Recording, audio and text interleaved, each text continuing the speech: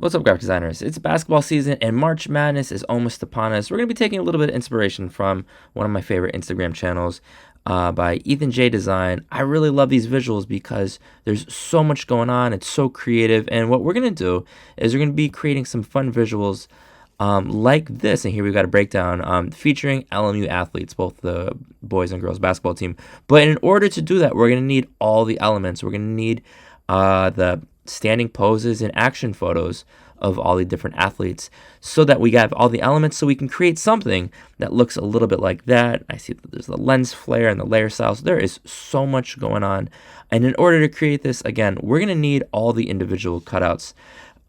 So let's talk about how we're going to do this so ultimately we can create these high quality examples of graphic design. Well, the first thing that you're going to need to do is take a look at the spreadsheet.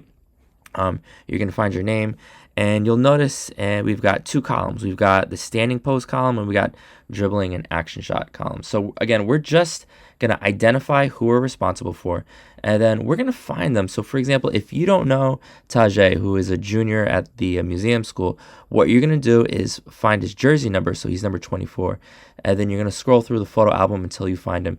Here, let's pretend I was assigned Josh. So what you're going to do is not right click and then do save image as. Instead, what you're going to do is you're going to click the three vertical dots and you're going to click download because we need that high res image. All right, so I'm going to go to Photoshop, and you'll see here we got an example of what we're doing today.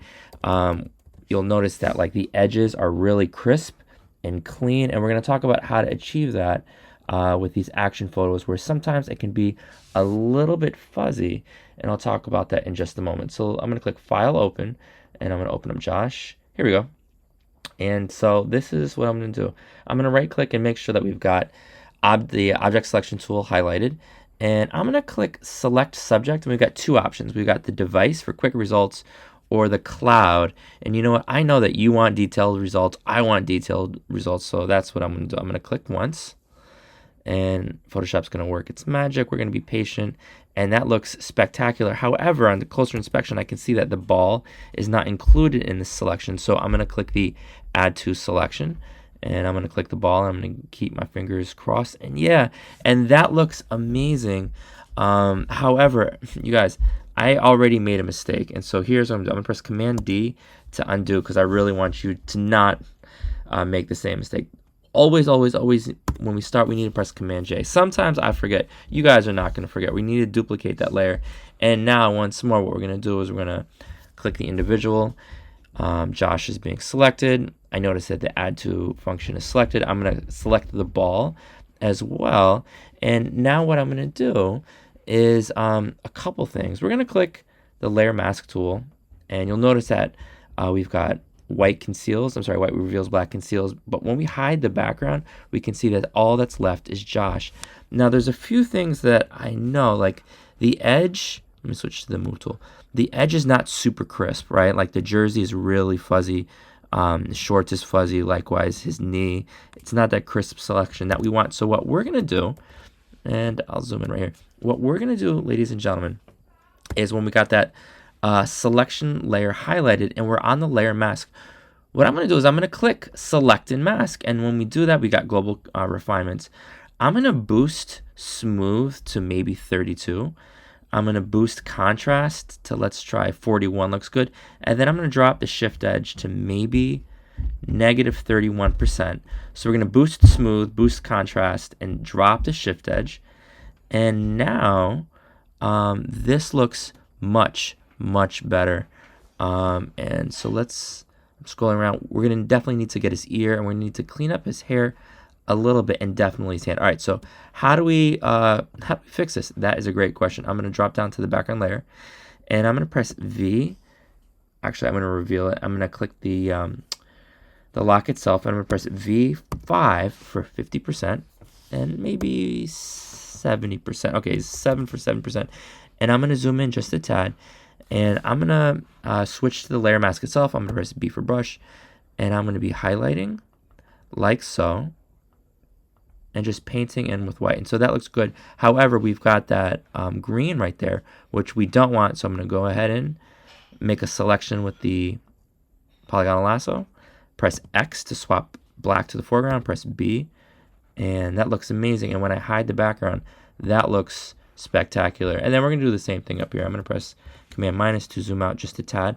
I'm going to make sure that white is in the foreground, B for brush. And interestingly, let's see. I'm going to press, oh, you know what? There's no change, so I suspect I have a selection somewhere, so I'm going to press Command D, B, and now would you look at that? That looks amazing. So I'm going ahead, I'm brushing in. This looks great, and I'm going to reveal the background layer. Okay.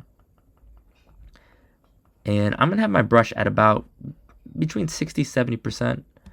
That looks great right there. I'm going to press X to swap black to the foreground. All right, and what we're looking for is a really sharp and refined selection. You're going to call me over when you're done. You're going to say Dro's approval needed prior to saving it. Now, how do you save it? I'm looking over. This looks great. This looks tremendous. I'm giving it a little once over. This looks amazing. So how exactly are we going to save it? That's a really great question. So we're going to click File. We're going to click Save as a Copy. We're going to not save it as a JPEG. We're going to make sure that we save it as a PNG. And what we're going to do is critically, we're going to draw our attention to that spreadsheet, which is right here. And I'm going to find actually this example down here. So it says it's going to be the basketball player's name cut out by your name and then V1, V2, V3. So I know that this, of course, is Josh. And so what I'm going to do is I'm going to highlight his name, Command C, and I'm going to press Command V. Cut out by Dro's, and this is going to be the first cutout. This is going to be my V1, and it's a PNG. I can see that the background is completely hidden. I can see the black, the white and gray checkers.